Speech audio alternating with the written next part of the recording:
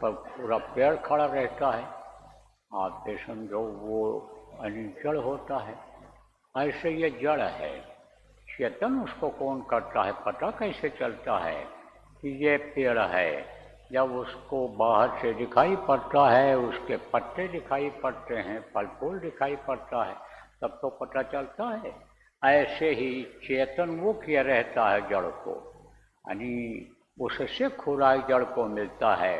जो ओस गिरती है, कुछ पेड़ देखो आप यहाँ ऐसे हैं कि जो ओस गिरते हैं और उसी ओस से हरे भरे रहते हैं, जैसे बबूल है और कांटे हैं, या आप काकवा मदार जिसको कहते हो, या रेगिस्तान में भी बगैर पानी के पानी हरा भरा रहता है, तो वो इसको जिंदा किया रहता है, जड़ को भी चेतन को भी। तो ऊपर से यानी समझो कि गिरता है, तो ऊपर से तो यानी रस बरस रहा है, ऊपर से तो गिर रहा है इसको चेतन करने के लिए, लेकिन आप ये समझो कि इसमें यानी चैतन्यता नहीं आ रही है। कारण क्या है? कारण यही है कि कोई बताने वाला जगाने वाला नहीं है। कुछ चीज़ें ऐसी होती हैं कि जिनको बता दिया जाए तो फल जल्दी देने लग जाता है, जैसे आम का ही पेड़ हो, और आप समझो कि पहला साल या दूसरे साल में ही उसमें बौर आने लग गई। अब उस बौर को अगर तोड़ दोगे तो पेड़ थोड़ा और बढ़ जाएगा, और अगर उसी में फल आ गया तो हवा में वो गिर जाएगा जब दबाव ऊपर से बनेगा। तो ऐसी कुछ चीज़ें होती हैं।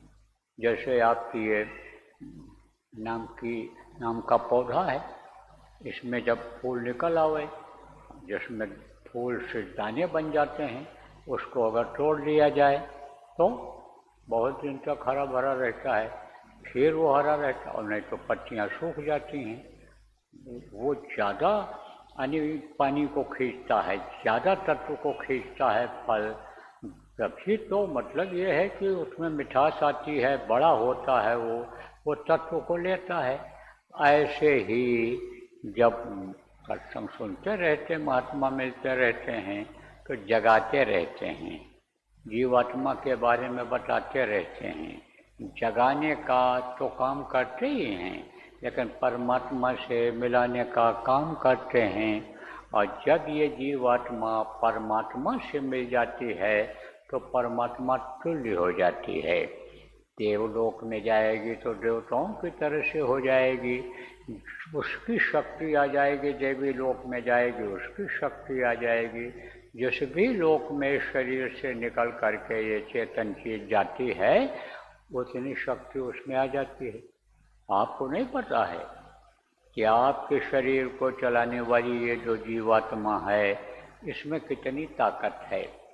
आप जो काम कर सकते हो वो काम देवी देवता नहीं कर सकते। अगर आप धार्मिक हो, धार्मिक किताबों को पढ़ते हो, तो उसमें आप देखो कि ये देवता लोग गए किसके पास हैं? 3 देव गए थे जो सबसे श्रेष्ठ माने जाते हैं इस समय, ब्रह्मा, विष्णु और महेश। किसके पास गए थे? अनसूया के पास गए। इसीलिए गए थे उसके सतीत्व को दिगाने के लिए। सतीत्व किसको कहते हैं? सतीत्व उसको कहते हैं कि पति को ही सब कुछ जो माने, और पति के पैरों की तरफ ही देखती रहे, पति को ही केवल एक नज़र से देखे, और किसी की तरफ नज़र ही न डाले, वो होती है सती। जैसे सती सीता कहा जाता है। और रावण ने देखो कितना प्रयास किया, कोशिश किया कि एक बार विलोक हो रहा, एक बार मेरी तरफ तुम देख लो, लेकिन वो देखती भी थी। तो कैसे देखती थी? कोई तिनका या कोई छोटी चीज को आंखों के सामने ऐसे लगा लेती थी, तिरंधर ओट कहीं बैठे ही, वो देखती थी तो सवाल का जवाब देती थी लगा करके कि आँख से आँख मिलने न पावे। आप देखो प्रेम, ये जो आँखें अंदर की हैं, ये पुतलियों के नीचे नीचे ऊपर की जो ये जगह है, उससे नहीं दिखाई पड़ता है। वो जो बीच में गोला है आँख वो है, उसके सामने कोई चीज़ लगा लो तो आँख में आँख बराबर नहीं मिलती है। तो अब आप ये समझो सती उनको क्यों कहा गया। अनसुईया भी पतिव्रता थी, एक धर्म एक व्रत नेमा, और काई वचन मन पद पद प्रेमा। पति के पैरों के अलावा, पति की सेवा के अलावा और किसी की सेवा उसने नहीं किया। और पति की दया से ही, पति की सेवा से परमेश्वर तुल्य जब वो हुई, तब ब्रह्मा विष्णु महेश जब गए सतीत्व को डिगाने के लिए कि नंगा होकर के जब तुम भोजन दोगी, साधु वेश में गए थे, ये साधु बन करके गए थे कि साधुओं को दरवाजे से कैसे भूखा लौटने देगी वो। इसलिए जब गए और बोले कि देखो देवी हम भूखे हैं, खाने के लिए आए। उसने कहा अभी बना के खिलाती हूँ। बोली ऐसे नहीं, बनाओ लेकिन पवित्र हो करके बनाओ। बोली पवित्र हो करके बनाएंगे, जैसे कहोगे वैसे बनाएंगे। उसने कहा वस्त्र को उतार करके बनाओ, नहा धो करके वस्त्र को उतार के बनाओ, और वस्त्र को उतार करके ही हमको परोसो भोजन, तब हम खाएंगे। वस्त्र माने कपड़ा, धोती कपड़ा जो बच्चों पहनती हैं, बच्चियाँ पहनती हैं, माताएँ पहनती हैं। तो कपड़ा तो उतार दिया उसने, तो वो ओट में था, घर में था, बना लिया। उसके बाद जब परोसने को हुआ, तब वो शर्त उसको जब याद आई, तब उसने दूर से ही पानी फेंका इनके ऊपर और इच्छा किया ये छोटे छोटे बच्चे बन जाएं। तो ब्रह्मा विष्णु महेश छोटे छोटे बच्चे बन गए थे। तो बच्चों के सामने नंगा होने में क्या दिक्कत है, और नंगा होकर के भोजन परोस दिया। बच्चे जो है यानी जब खाए, और बच्चे ही यानी खिला करके उनको पालने में लेटा दिया और उनको झुलाने लगी पालना। अब ये जो तीन देवियाँ हैं इनकी पत्नी ब्रह्मा विष्णु महेश की, ये समझो सची और आपके ये जो सावित्री और ये आपके सरस्वती और ये लक्ष्मी, ये सब जो है दौड़ करके गई। कहाँ गई? खोज में, पता लगाने। कहाँ गए मेरे पति देव, कहाँ गए मेरे पति देव। अब जब मतलब पता लगा कि वो तो पालने में वहाँ छोड़ रहे हैं, तब गई। तब जब उसने प्रार्थना किया, पैरों को पकड़ी और तब उनको छोड़ा उसने, उस रूप में फिर किया, इच्छा किया। उसने ताकत आई न होती तो ये कोई इच्छा करके ऐसा कर सकती हैं? या आप कोई इच्छा करके हनुमान जी बन सकते हो कि उड़ करके कहीं जा सकते हो? जैसे हनुमान जी उड़ कर गए थे छोटा बन करके, पहाड़ उठाने को हुआ तो भारी शरीर बना करके पहाड़ उठा कर ले आए थे। लेकिन शक्ति आती है जब कोई दिखाने वाला मिल जाता है, बताने वाला मिल जाता है, रास्ता दिखाने वाला मिल जाता है, तब शक्ति आती है। देखो उदाहरण देकर गांव के लोग आपको समझाता हूँ किस्सा कहानियाँ सुना करके कि किसी भी तरह से आपके समझ में आ जाए। एक थी शेरनी, और शेर रहते थे जंगल में। कुछ शिकारी लोग गए, और शिकारी शेर का शिकार करने के लिए जब जाते थे तो आदमियों को ले जाते थे अपने साथ, 50-60 आदमी, और ढोल नगाड़ा बाजा लेकर जाते थे, और एक तरफ से हू हा बजाते हुए ऐसे निकलते थे। तो शेर समझ जाता था कि बाहर के आदमी आ गए और हमारे शिकार में आ गए, और यह डंके के चोट पर आ रहे हैं। तो वो भगते थे अपनी जान बचाने के लिए। तो शेर भगा, शेरनी भी भगी। शेरनी के पेट में बच्चा था, तो भगते समय बच्चा नीचे गिर गया और शेरनी जान बचाने के लिए भग गई। कहते हैं ना कि जब सबकी दाढ़ी में आग लगती है तो अपनी अपनी लोग बुझाते हैं, दूसरे की दाढ़ी नहीं बुझाते। कहने का मतलब ये है कि अपने जान पर जब आफत आती है तो अपने कलेजे के टुकड़े को, बच्चे को भी माँ छोड़ करके रोती बिलखती हुई चली जाती है। तो अब आप समझ लो इस बात कि जान की कितनी कीमत होती है। और जान समझो कितना प्यारा होता है, सबको प्यारा होता है। जान बचाने की कोशिश करता है, जब देख लेता है हमला होने वाला है तो सब बचाने की कोशिश करते हैं। और आप इसी चीज़ को भूले हुए हो, मौत को भूले हुए हो। और मौत कब आ जाए इस समय, ऐसा खराब समय, और भी आगे खराब समय आएगा, तो याद करने की ज़रूरत रहती है मौत को। मौत से बचने के लिए उपाय करते रहना है। मौत से डरत रहो दिन रात, हमेशा डरते रहना है कि मौत ना आ जाए। छोड़ के चली गई।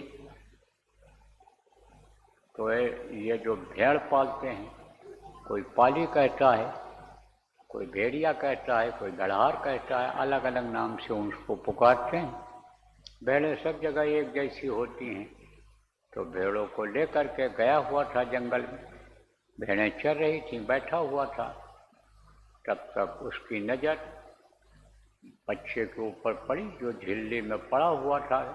सफ़ेद सफ़ेद कोई चीज़ चमका, तो गया वो भेड़ा घड़ियाल पाली, उठाया, देखा, कहा ये तो कोई बच्चा है।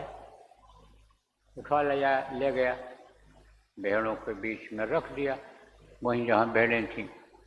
अब उसमें से बच्चा निकला। तो लोगों ने कहा ये तो शेर का बच्चा है, इसको कहाँ ले आए? बोले शेर का बच्चा है तो दूध पिला के इसको भी पाल देंगे। अब उन्हीं भेड़ों का दूध पिला पिला करके पाल दिया। तो भेड़ों से तो काफ़ी बड़ा वो हो गया, शेर जैसा हो गया, सारे अंग उसके शेर जैसे थे, तो उसी तरह के हो गए।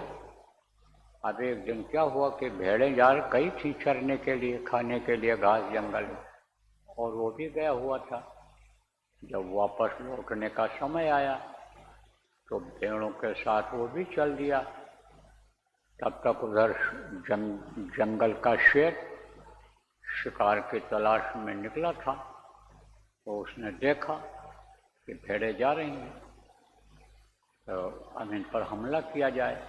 तो शेर जो होता है हमेशा छुप करके हमला करता है, सामने से नहीं, छुप करके, क्योंकि शेर से भी ताकतवर जानवर होते हैं जंगल में। तो वो जब इसको अपने चपेट में ले लेते हैं तो मार ही डालते हैं। जैसे हाथी है, हाथी सूर से उठा उठा करके इसे शेर को पटकता है। इसीलिए जब हाथी को पानी पीने के लिए जाता है तो शेर नदी के किनारे छुप के बैठा रहता है घास में, और सबसे पहले उसका मुंह ही पकड़ता है, सूर ही पकड़ता है उसका। और उसके बाद में भी अगर सूर से वो लपेटने की कोशिश करे तो गले में ऐसे लपेट जाता है कि पंजा से नोचता है उसको और लटका रहता है, फिर वो कुछ नहीं कर पाता। तो शेर निकला, तो छुप छुप के जा रहा था। तो उसने देखा कि भेड़ों के बीच में शेर जा रहा है।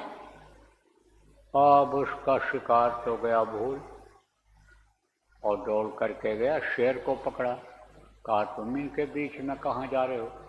तुम तो मेरी औलाद हो, मेरा खून हो तुम।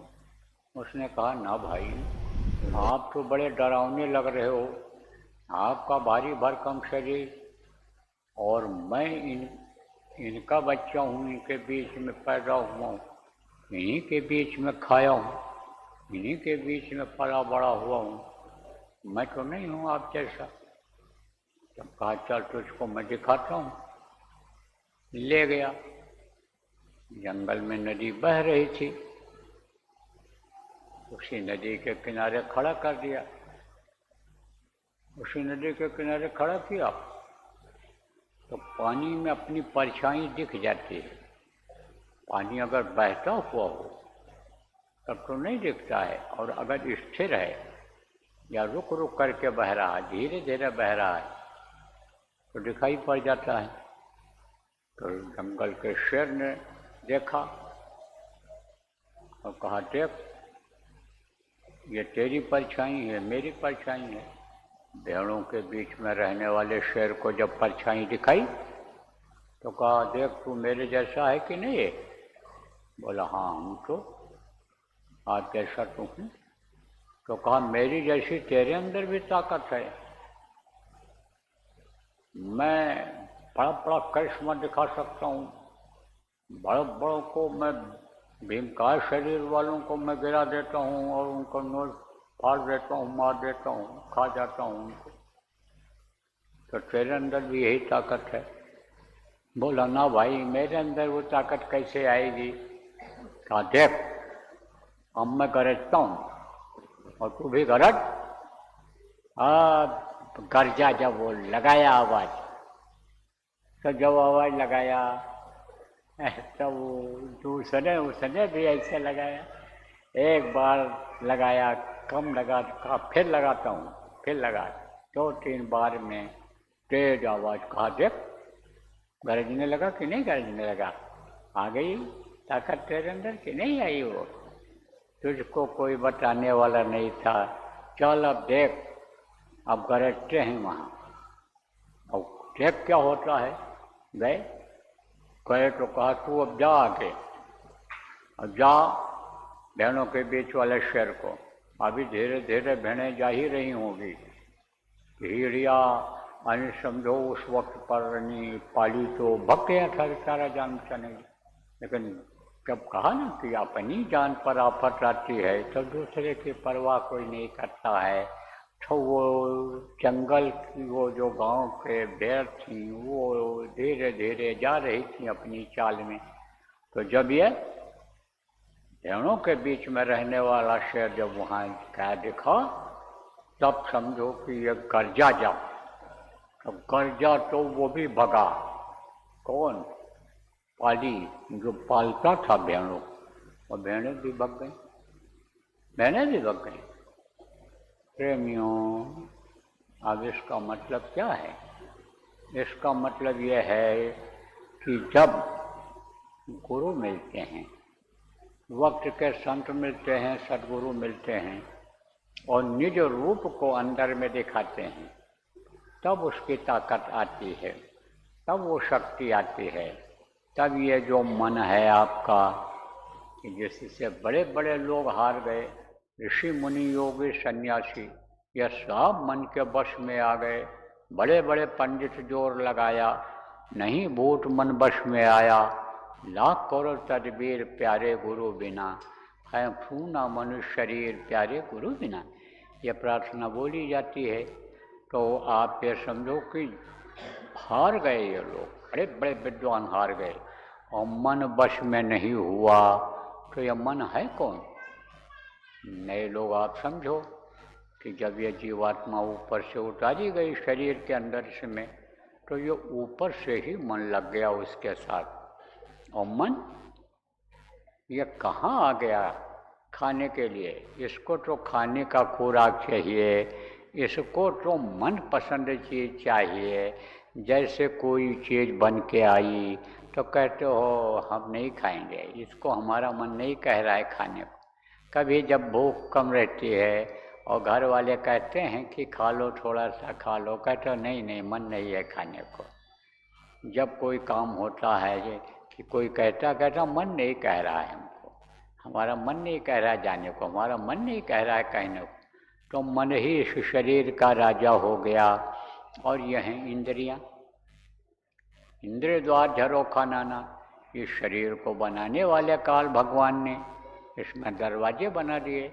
इसमें 9 दरवाजे हैं। आप ये समझो कि आँख कान मुँह ये सब 2 सुराख है, ये दरवाज़ा है। बाहर की तरफ से ये दरवाजे हैं और खिड़कियां हैं। रोए के बगल में जो सुराख हैं ये सब खिड़कियां हैं। तो इंद्रिय द्वार झरोखा नाना और तहता सुर बैठे का थाना।